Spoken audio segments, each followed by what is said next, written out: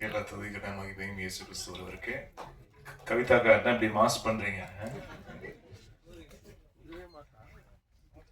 தேவ் சினிமாஸ்க்கு என்னுடைய வாழ்த்துக்களை தெரிவிச்சுக்கிறேன். தங்கபாண்டியன் சார் உங்களுக்கும், கிருத்திகா மேம்க்கும். கார்த்திக் நேதா சொன்னது போல் ரொம்ப சரியான படத்துல தான் நீங்க லான்ச் ஆயிருக்கீங்க. ஒவ்வொரு படத்துடைய வெற்றி தோல்வி வந்து அது வெவ்வேறு காரணங்கள் இருக்கு. அது பிற காரணங்கள் நிறைய இருக்கு. அதெல்லாம் காலம், சூழல் அதெல்லாம் சேர்ந்து தான் வெற்றி தோல்வியை வந்து தீர்மானிக்குது.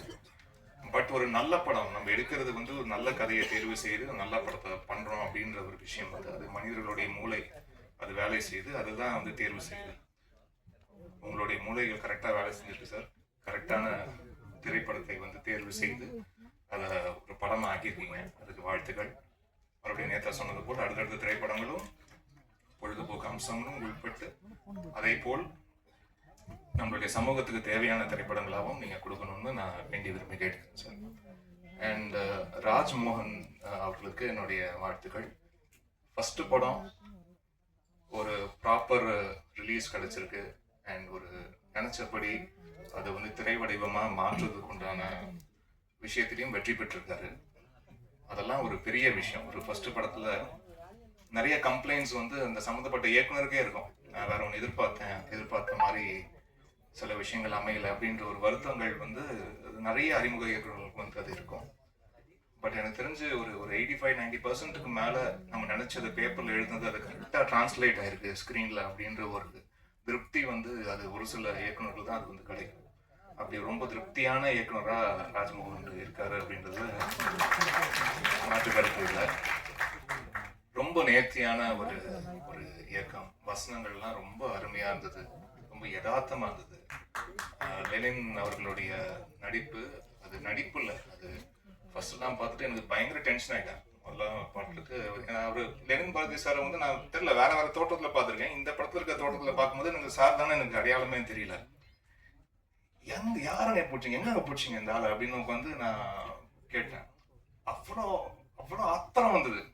இன்னும் எப்படி ஒரு எளிய மனிதனை எப்படி ஒருத்தர் வந்து எப்படிலாம் ஏமாற்ற முடியும் அப்படின்றத வந்து அது ரொம்ப நேரடியாக கடத்துது. அந்த அந்த ஒரு ஆத்திரத்தை வந்து ஆடியன்ஸுக்கு வந்து அதை பார்க்கும்போது அந்த நிச்சயமா அந்த ஒரு ஃபீலிங் நான் சொல்றேன், அந்த ஃபீலிங் வந்து நிச்சயமா பார்வையாளருக்கு வரும்ன்ற நம்பிக்கை எனக்கு இருக்கு. ரொம்ப சரியான படம். அண்ட் அதை தாண்டி யோகி பாபு சாருக்கு என்னுடைய மனமார்ந்த வாழ்த்துக்கள். எதுக்குன்னா இந்த படத்துல ஆக்சுவலா ராஜ்மோகன் சார் தான் யோகி பாபு சார். அவர் தான் இந்த விக்டிமே. இந்த ஸ்கேமால வந்து ஏமாந்தவர் வந்து ராஜ்மோகன் சார் தான். ஸோ தன்னுடைய பாதித்த விஷயங்களை ரொம்ப அழகா அதை வந்து ஒரு திரைக்கதையா ஆக்கி அது வந்து யோகி பாபு சார் மாதிரி ரொம்ப நேர்த்தியா அதை ஸ்கிரீன்ல அதை டிரான்ஸ்லேட் பண்ணக்கூடிய ஒரு நடிகர். அதை தாண்டி அவருக்கு 1000 வேலை இருக்கு.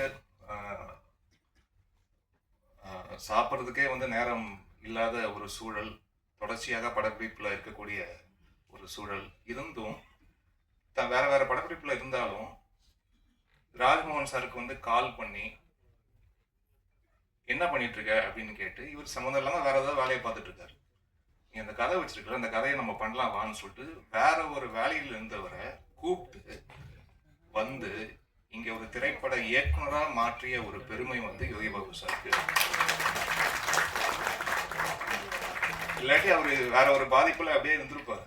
அதை வந்து இப்படி ஒரு ஒரு இயக்குனரா மாற்றி அதை பெரிய சப்போர்ட் சார். ஏன்னா வந்து இன்னைக்கு நீங்க சும்மா ஒரு 10,000 ரூபாய் நம்ம சொந்தக்காரங்களுக்கு கேட்டாலே டக்குன்னு கொடுக்க மாட்டாங்க. அப்படின்னு இருக்கும்போது ஒருத்தருக்கு இவ்வளவு பெரிய ஒரு ஒரு ஊக்கம் கொடுக்கறது வந்து ஒரு சாதாரண விஷயம் இல்லை. அதுவும் இன்னைக்கு இருக்கிற காலகட்டத்தில் அப்படி செய்த உங்களுக்கு இது போன்ற நிறைய பல பல இயக்குநர்களுக்கு நீங்க வந்து அதுக்குண்டான பாதையை நீங்க அமைச்சு கொடுக்கணும்னு நான் வேண்டி விருப்பி கேட்டுக்கிறேன் சார். அதுக்குண்டான மனசு உங்கள்கிட்ட இருக்கு, அதை கண்டு வியர்க்கிறேன் சார். அண்ட் சுசி சாருக்கு நன்றி. வந்திருக்கும் பெரியவர்கள் அனைவருக்கும் என்னுடைய நன்றியை தெரிவிச்சுக்கிறேன். அருள் சார் வந்து பயங்கர கடுப்பா இருந்தது படம் பார்க்கும்போது, என்ன இப்படி ஒரு மனுஷனா அப்படின்ட்டு. அது ரொம்ப யதார்த்தமா அதை அந்த கதாபாத்திரமாவே வாழக்கூடிய ஒரு அந்த ஒரு மெஜிஷியன் சொல்லுவாங்களா, அது வந்து அருள் சாருக்கு அது ரொம்ப இயல்பா வருது. காளி சாருக்கு சொல்லவே தேவையில்லை. பயங்கர டீப் லவ் சார் உங்க மேல. வந்து நீங்க என்ன படம் எந்த கதாபாத்திரம் நினைச்சாலுமே வந்து அவ்வளோ லவ் இருக்கு. அண்ட் மதன் சார் அது வந்து அதான் நீங்க பார்க்கும்போது சொல்லிட்டு இருந்தேன். எல்லாருமே அந்த கதாபாத்திரத்தை நல்லா உணர்ந்து தான் வாழ்க்கையில இப்படி ஒரு பிரச்சனை இருந்தது, அந்த பிரச்சனைக்கு எப்படி சக மனிதன்கிட்ட பேசுவாங்கன்ற மாதிரி தான் இருந்தது. அந்த உரையாடல் எல்லாமே அப்படிதான் இருந்தது. அண்ட் கார்த்திக் நேதா அவர்களுக்கு உங்களுடைய தமிழுக்கு அடிமை சார் நான். அண்ட் வந்து உங்களுடைய பாடல்கள்ல உயிர்ப்பு இருக்கு, அது ரொம்ப முக்கியமான விஷயம். இன்னைக்கு திரைப்பாடல்கள்ல வந்து அதோடைய சதவீதம் வந்து ரொம்ப குறைஞ்சிக்கிட்டே வரக்கூடிய சூழல்ல நம்ம பாடல்கள்ல வந்து ஒரு உயிர்ப்போட நம்மளுக்கு தமிழ் அழகான தமிழ் வந்து அது ரொம்ப அழாதையா இருக்கு. அதை பார்க்க வந்து ரொம்ப அழகா. அண்ட் உங்களுடைய சொல்லாடலுக்கும் நான் ஒரு ரசிகன். அண்ட் உங்களுடைய எண்ணங்களின் அணிவகுப்பு அது அழகா கொண்டு வந்து ஒரு பாடல் வரிகளுக்குள்ள அது கோர்த்து அதை பார்க்கும்போது ஒவ்வொரு வாட்டியும் அதை நான் ரசிப்பேன். நீ வாட்ஸ்அப்ல அனுப்பும் போதுலாம் முதல்ல ரசிக்கிறது தான் வேலையா இருக்கும். அதுக்கப்புறம் ஏதாவது தேவைப்பட்டனா தான் 1-2 விஷயம் சொல்வேன். மற்றபடி ரொம்ப ஃபர்ஸ்ட் ஒரு ரசிகனா தான் உங்களுடைய பாடல்கள் அடைஞ்சிருக்கு சார். இந்த திரைப்படத்தை நீங்க எல்லா பாடல்களும் எழுதுனது எங்களுக்கு கூடுதல் மகிழ்ச்சி.